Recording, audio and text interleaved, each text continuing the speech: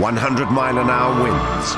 Basically, half the roof off the whole of the toilet block has come off. Sub-zero temperatures. As you can see, I'm in the best of health. Overexposure. We are a community in really difficult circumstances, and we have no doctor. But it's not the elements they should be worried about. It's each other. Let me finish! Let me finish! The programme of the year returns. Castaway 2000, Easter Day at 8 on BBC1.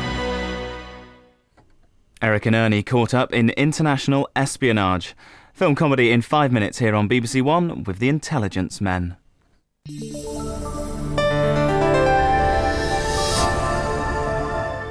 The weather for the rest of the Easter weekend, first on BBC One from Helen Young. Hello, welcome to Weather View. Well, April's been very wet, particularly across England and Wales. So one or two cities have actually had 300% of their average rainfall for April. For example, Bracknell and Southampton. And many cities weren't too far away from that either. Now, there's two gaps here, and that's reserved for Northern Ireland and Western Scotland, where in comparison it's been very dry. Glasgow has only had 28% of its average April rainfall so far. Now, across England and Wales, we've got one river on amber alert at the moment, the Lower Stour in Dorset, but with more rain expected, well, we could see quite a few more rivers getting to the amber stage, maybe even higher. So we are going to keep a very close eye on that over the rest of Easter. If you'd like more information, try the Environment Agency's floodline number that you see there.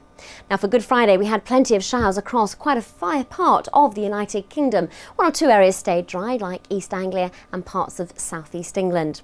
Now, for the Grand Prix, though, I'm afraid it's been already very wet, and the organisers are very concerned about the parking. In fact, people have been told that they can't drive in their own cars to the Grand Prix on Saturday. As we go through into Sunday, it should dry up a little bit, but there's still going to be a 40% chance of a shower even then.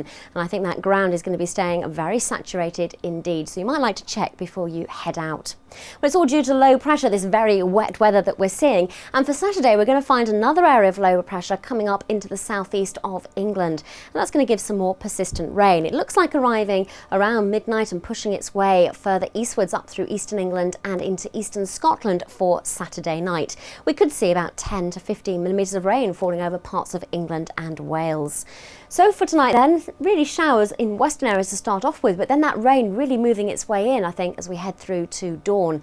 It will mean a mild night, particularly in the south, but elsewhere mild as well. The temperature's lowest in the Scottish Glens around +4.